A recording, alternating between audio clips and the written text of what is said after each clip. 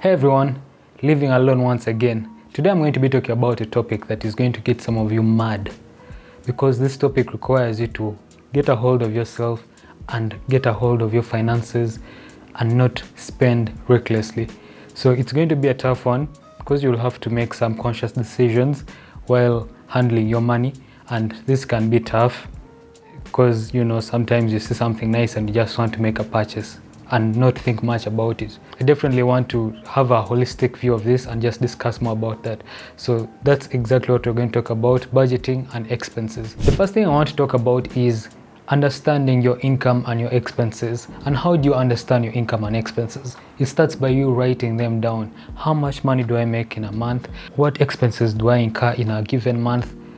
Once you write them down, you have a holistic view of where money is coming from and where money is going to. Once you have a holistic view of your income, you can take on some new activities. Maybe a gym subscription if you want to get a better body. I've failed to grow fat. I've just failed to grow fat. I've just failed to gain some weight.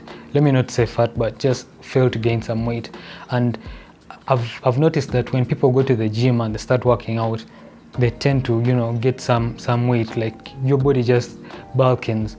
So I'm starting to think maybe I should pay for a gym subscription so that I can get my body to bulking and get some muscle somewhere, because bro, I'm small, like it's crazy. I'm small and I need to work on it. So I've been thinking about that, but I've only just started tracking my expenses, and that's now a goal for me in the next 2 or 3 months. I don't know if it's noticeable on the camera, but I'm a small guy. It's crazy. You see, tracking your spending is something that's hard to do, as you spend money on things unknowingly, even though you actually pull out your credit card or pull out cash and pay for a drink.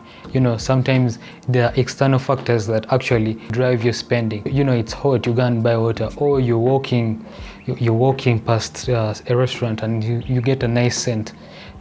Now all of a sudden you want to buy a burger. There are cues around our environments that tend to drive our spending. That's why when you keep track of your spending, even when those cues come up, you may brush it off because it's not aligning with your goals for the month. I've been on this routine of mine where I buy sodas like almost every evening. I don't even know why.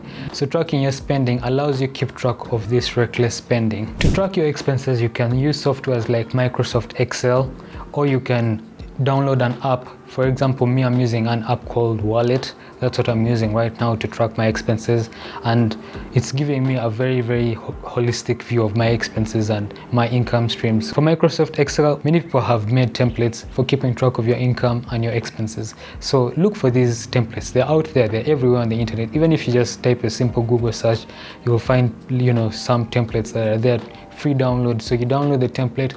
All you have to do is manually keep track, manually put there, like today I spent money on this, transport was this. You just manually do it, and then you get like a holistic view. You just keep track.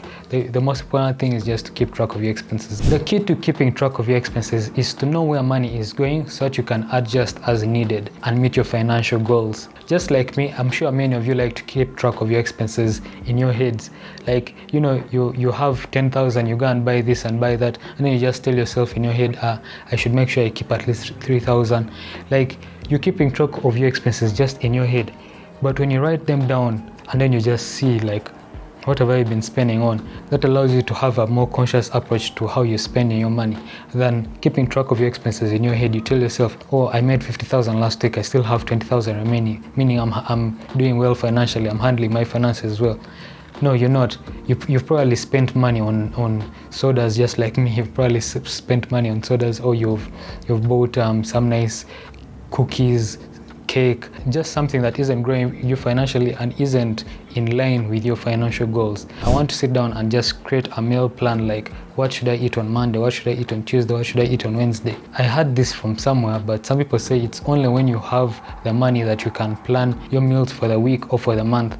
But when you don't have enough money that you're making, you're not able to plan. What you make is what decides what you eat. But I don't think that should be the case. If you have a meal plan for the month or for the week, you can just stick to that meal plan and just try to make sure that you make enough to stick to that plan. That way it just removes out the headache of thinking of what should I eat tomorrow, or today I'm not feeling well, today let me just buy goat's meat, or let me just buy chicken. Come on man, we can do better than that. So for those people who say I don't make enough to come up with a meal plan, don't do that. You can still plan out your meals for the week, and when your finances get good, you will have where to start from. Next is differentiate between your needs and wants. This is a big one.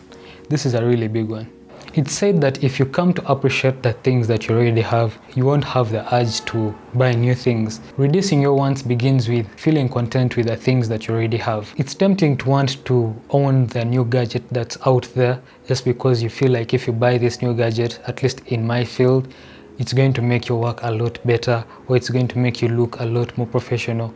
But sometimes you need to sit down and just be content with the number of things you have. I have a camera here, I have my phone recording my second angle here, but a while ago I was thinking of buying another camera.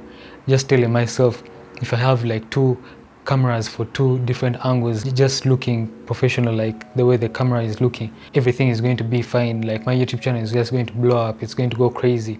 But that isn't really the case. What's more important for me is making content that is valuable for the viewer. At least once I changed my mindset in that way, I was able to become content with what I already have. So once you get content with the things that you already have, it becomes a lot easier for you to start distinguishing between the things that you need and the things that you want. Knowing the difference between your wants and your needs is a very, very important step in managing your finances, in getting good at handling your expenses and budgeting properly, and then meeting your goals, your financial goals for the year or your financial goals for the next 3 months. I was watching a video the other day, and this guy was talking about the qualities of wealthy people and how they plan for expensive purchases and luxury experiences prior. So you'll see this person travel to Rome, buy some luxury clothes, maybe visit the Colosseum, and then post these things on their socials, and then you who is watching, you're just like, wow, this person has money, oh my god, oh this, that. But this person has planned that maybe 3-4 months before. It just doesn't happen off the go. It's something that's planned, that you have foresight over, and then you plan towards it. I also kind of do this unconsciously. Whenever I want to buy like tech gadgets, I usually tell myself, if I want a new camera, I'll plan for like the next 4 months, and then I start saving from now. So I just allow myself to have that patience and set money aside for those expenses. But I didn't see it in terms of like going out for luxury experiences or buying luxury products. It's something that you can do as well. Just plan ahead. That's how wealthy people think. You don't just see them fly first class off the bat. But when we talk about wealthy people, we're not necessarily talking about the ultra rich, those who can just do things with a snap of a finger. But we're talking about people who earn a decent income but need to live within their means to get by. So that's how wealthy people think, and you can pick up on that as well. So just think of yourself as a wealthy person, and it will become a lot easier for you to just plan things ahead of time. Lastly, set aside an emergency account. I'm trying to make an effort to start putting aside money that I don't touch, money that is just there. Like I know every month I'm throwing like, let's say 100 grand in this account, and it's just there. I don't think about it in any way that I'm going to spend that money. It's just there. But in case anything comes up, any problem comes up, anything randomly comes up, and when I say problem, I mean problem. I don't mean, oh, you saw something nice outside and you don't have money, but you remember you have money in this emergency fund and you think that's an emergency, so you pick out money from that emergency fund to buy that thing. No, like it needs to be a real emergency. So you just get some money, set it aside, like let that money be there. And this emergency fund can also act as a savings account. At the end of the year, you can go back to the account and see how much money do you save prior, and maybe then you can reward yourself with something. If at all nothing went wrong in the course of the year, you can reward yourself with something. Like you just need to consciously put it in your head that I need to be putting aside money into that account, and not think about or keep track of how much money is going into that account. Like if you keep track, you will know how much money is in the account, and when you see something nice that you want to buy, you will just go and remove money from that account because you know how much is there, and then you just spend it. Just set money aside every month that you can just know is there for in case anything goes wrong. The month is coming to an end, rent is due, and there is no rent money. Then you can always look towards that emergency fund. But it shouldn't be something that you should always look to, that, oh, anytime rent is due, I should just go to the emergency fund. No. try to think out of the box. That's what I'm saying. Forget that money. Forget that you're putting money in the emergency account. Let it be there as an emergency account that you just throw money in and you just forget about it. Then train yourself to think outside of the box and look for other ways to make more money. And if you want to be bold and you want to get a return off of your money, then set an investment account, like an account that you put in money and you start getting returns from it. I don't know if all banks in Uganda do that, but for the bank I use, because I use Standard Chartered Bank, and I'm going to give them a shout out here even though they're not paying me, but there's this thing that they have, is it SC Shilingi or something like that fund. It's a fund, and what this is basically, a fund is like where you have a list of companies that have stocks listed out, and then you go there and you buy stocks from the companies, and when those stocks go up in value, you make more money. So Standard Chartered Bank has this SC Shilingi fund that you invest in money, and then they go and pick out stocks from these different companies that they think are doing well, and then over time you get a return on your income. And it can be a bit tricky.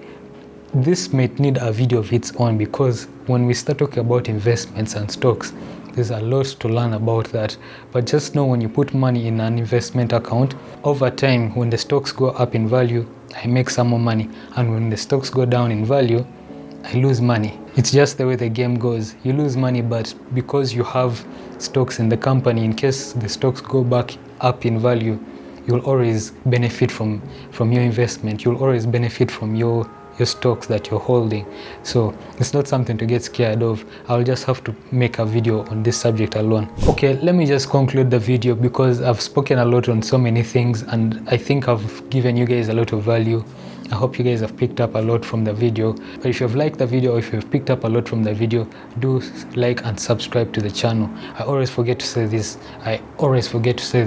Just because I don't consider myself as a YouTuber, so sometimes these things of like, subscribe just skips my mind. But I hope many of you have liked the video, and I hope those who haven't subscribed to the channel, subscribe to the channel.